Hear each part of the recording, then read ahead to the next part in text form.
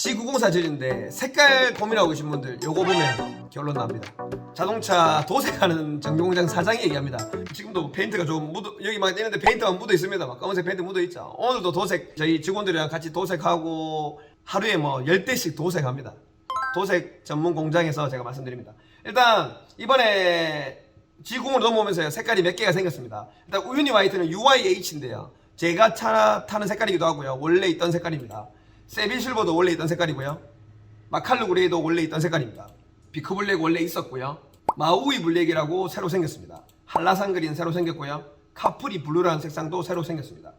테즈먼 블루 원래 있던 색상입니다. 발렌시아 골드 새로 생겼고요. 바릴로체 브라운 새로 생겼습니다. 베르비에 화이트 무광 원래 있었고요. 마칼루 그레이 무광, 이것도 무광 계열인데 기존에 있던 색상이라고 보시면 됩니다. 일단 첫 번째 결론, 무광은 하지 말라고 항상 얘기합니다.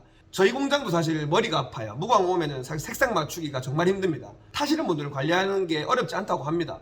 사실 무광에 꼽히신 분들은 무광 정말 꼭 뽑겠다고 하시더라고요. 근데 저는 사실 무광 들어오면 진짜 도색을 잘 안 하려고 합니다. 왜냐면 저희 도색을 하게 되면요, 기본 도색이 색깔이 나는 마칼루 그레이면 마칼루 그레이 색상을 하나 뿌리고요, 그 위에 광이 나는 클리어 코트를 뿌립니다. 근데 무광이라고 해서 광나는 클리어 코트를 안 뿌리는 게 아닙니다.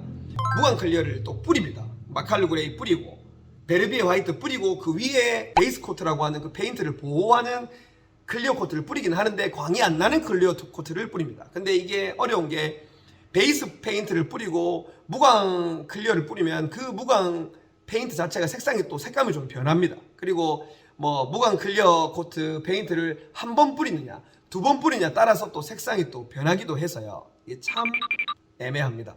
색상 맞추기 어렵기 때문에 저는 무광을 일단 무조건 추천 안 드립니다. 무광 하시고 싶은 분들은요, 서비스센터에 한번 전화 한번 해보세요. 내가 이거 살라고 하는데 색상 잘 맞출 수 있냐 물어보면 뭐 대부분 그렇습니다. 100% 맞춘다고 얘기를 합니다. 그래서 일단 무광은 제외하고요. 우유니 화이트 처음에 G80 나왔을 때 색상 진짜 어려웠습니다. 하지만 워낙 데이터가 많이 쌓였고 제일 많이 팔린 차입니다.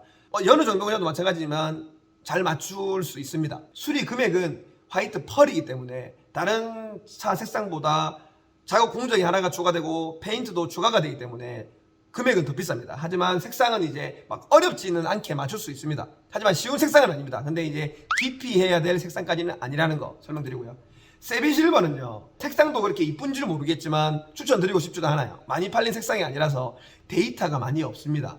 도색을 해봤는데 색상이 맞추기가 어렵진 않았지만요, 쉽지도 않았어요. 그래서 세빌 실버는 일단 이제 개인 취향이지만 추천드리고 싶지는 않습니다. 많이 팔린 차가 아니기 때문에 데이터가 많이 쌓여있지 않기 때문이기도 하고요. 마칼루 그레이 이거는 많이 도색해봤는데 색상이 쉬운 색상은 아니지만 그래도 그렇다고 해서 깊이 할 색상은 아니라고 생각했습니다. 괜찮습니다. 맞출 수 있었습니다. 비추천하진 않습니다. 개인 취향이면 해도 된다고 생각합니다. 비크 블랙 색상 여러 공장에서 막 못 맞춘다고 했었는데요, 제가 몇 번 해봤는데 저는 어느 정도 맞췄습니다. 이게 깊이 해야 될 색상 아니고 괜찮다고 생각합니다.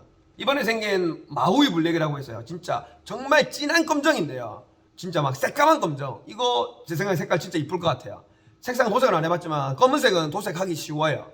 비크 블랙 할 바에서 새로운 마우이 블랙을 하고 싶어요. 강렬하니까 색상도 맞추기 쉬울 거라고 생각합니다. 제가 이제 몽뚱그려서 설명드릴게요. 한라산 그린, 그 다음에 발렌시아 골드, 바릴로체 브라운, 카프리 블루, 이런 색상은 정말 많이 안 팔릴 겁니다. 데이터도 많이 없을 거고요. 유색이 좀 진한 것들은요, 페인트 가격도 비쌉니다. 그러니까 비용도 비싸고 수리하는 데이터도 많이 없기 때문에 수리하는 금액이 비싸질 거고요. 색상 맞추는 것도 처음에는 조금 애로사항이 있을 겁니다. 단 요거에 하나가 있습니다. 돈 많이 주면요, 무조건 맞춰줍니다. 페인트는 만들어서 조색을 한다는 건데요, 한 기술자가요, 그냥 한 판 하는데 어떤 데는 20만원 준다고 하는데 한 판 하는데 이거 색깔만 잘 맞춰도 100만원 줄게 이라면요, 그 한 기술자가요 하루 이틀 동안 이것만 계속 조색을 하는 거, 만들고 뿌려보고 만들고 뿌려보고 계속 데이터를 근접시켜서 만들 수 있어요. 슈퍼카들 보면요, 람보르기니 이런 거 보면 한 판에 막 200만원, 300만원씩, 500만원씩 주고 하는 데들이 있어요. 그런 사람은 이거예요, 그냥 기술자 한 사람이요, 하루 종일 그것만 하게 놔두면 할 수 있습니다. 가성비 있게 적당한 가격을 주고 색상을 못 맞춘다는 거지, 못 맞춘다는 게 아니에요. 실력 있는 곳 가면 돈 많이 주면 할 수 있습니다. 하지만 좀 특이한 색상들은 나중에 팔 때 힘들어요. 그래서 저는 추천드리진 않습니다. 테즈먼 블루, 이거는 특이한 색상은 아니에요. 저희가 도색도 몇 번 해봤지만 데이터도 많아요. 많이 팔린 차라서 색상 맞추기 어렵지 않고요, 금액도 그렇게 많이 비싸지 않습니다. 그래서 제가 추천하는 색상 우유니 화이트, 뭐 마칼라 그레이도 괜찮고 비크블랙도 괜찮고 마우이 블랙도 괜찮고 태즈먼 블루 괜찮습니다. 나머지도 하셔도 되지만 금액은 좀 더 나올 수 있고 수리기간도 좀 더 오래 걸릴 수 있다는 거 영상으로 마치겠습니다. 색상에 대한 고민하시는 분들께는 큰 도움이 됐으면 좋겠고요. 보통 그리고 한 판당 도색 금액도요. 서비스 센터에서는 보통 뭐 60만원, 70만원 이렇게 합니다. 한 판에. 제 같은 정비용 공장에서는요. 제네시스급들은 당연히 수용성 페인트를 쓰면서 클리어 코트도 좋은 걸 씁니다. 그럼 기본적으로 한 판에 한 판 도색하는데 뭐 문이면 문 한 판, 범퍼면 범퍼 한 판 도색하는데 최소 뭐 40만원, 50만원, 60만원 정도 할 것 같습니다. 한 판 도색만 하는데요. 문짝 교환한다면 문짝값 이런 건 별도겠죠. 이렇게 설명드리면서 영상을 마치겠습니다. 마지막에 이제 그거 하나만 해볼게요. 그냥 웃으면서 제가 타고 싶은 차, 리무진 회장님들은 이런 차를 탑니다. 롱 휠베이스 가서요. 그냥 바로 당연히 사륜구동 가고요. VIP 시트 가고 모든 옵션을 다 저는 흰색으로 사고 싶습니다. 젊으니까. 저는 흰색을 좋아합니다. 휠도 20인치 하나밖에 안 나와요. 당연히 시그니처 디자인 셀렉션인데 저는 뭐 이렇게 막 화사하게 갑니다. 풀옵션으로 갑니다.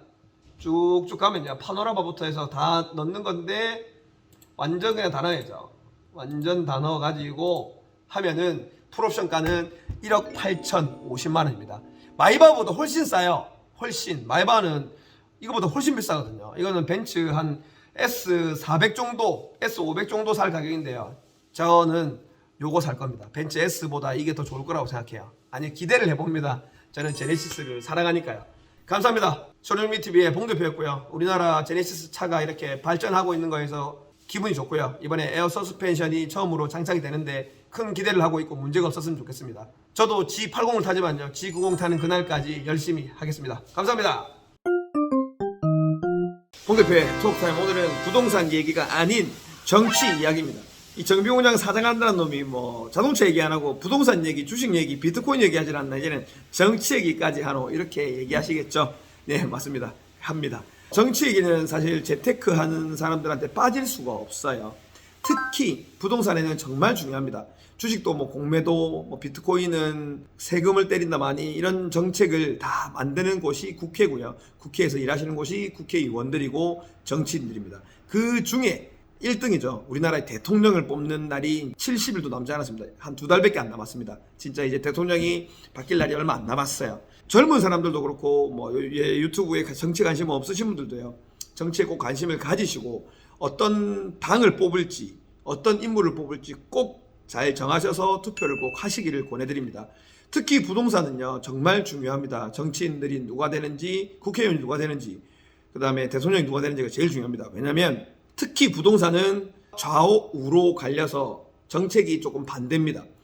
더불어민주당은 이제 세금을 많이 내고 다주택자들을 적폐시하는 정책, 국민의힘은 다주택자를 양성하진 않지만, 우리나라 지금 사람들이 보는 문화 자체가 다주택자를 옹호하진 않습니다. 하지만 다주택자들이 있어야 전세, 월세가 나오니까 전월세를 공급하는 민간 공급업체로 인정을 하고 전월세 시장도 안정화시키는 방향으로 가는 정반대입니다. 다주택자들을 말살시키는 정책, 전월세가 없어지는 정책 하면서 이재명 대통령님 후보는 기본주택, 질 좋은 곳에 100만 호를 지어서 살게 해주겠다 이런 거고, 국민의힘은 재개발 재건축 활성화, 민간 공급을 활성화, 더불어민주당은 공공, 정부가 하는 것을 활성화, 이렇게 정책 스탠스가 정반대입니다. 그렇기 때문에 저는 누구한테 강요하지 않습니다. 누가 선택되든 저는 제 소신이 있고 여러분들 보시는 분들도 소신이 있을 겁니다. 근데 제가 말씀드리고 싶은 건 꼭 소신을 가지고 정책을 보고 사람을 뽑으라고 말씀드리고 싶습니다. 우리나라에 지금 정책적인 화두는 부동산입니다. 부동산 값이 너무 많이 올랐죠, 최근에. 제가 이 다음 편에는 아예 2022년 부동산 전망을 할 겁니다. 정비공장 사장인데 그거 하면서 제가 자세히 한번 얘기해 드릴 건데요. 저는 누가 되든 저는 마음속에 지지하는 사람이 있습니다. 지지하는 사람은 사실 없어요. 지지하는 당은 있습니다. 어떤 식으로 할지는 여러분들의 몫이고요. 꼭 투표를 하시고 꼭 정책을 보고 선택을 하시길 바랍니다. 저는 이번에 대통령 후보를 투표를 잘 할 겁니다. 여러분들도 대통령을 잘 뽑으시길 바랍니다. 감사합니다. 쇼미TV의 봉대표였습니다. 끝!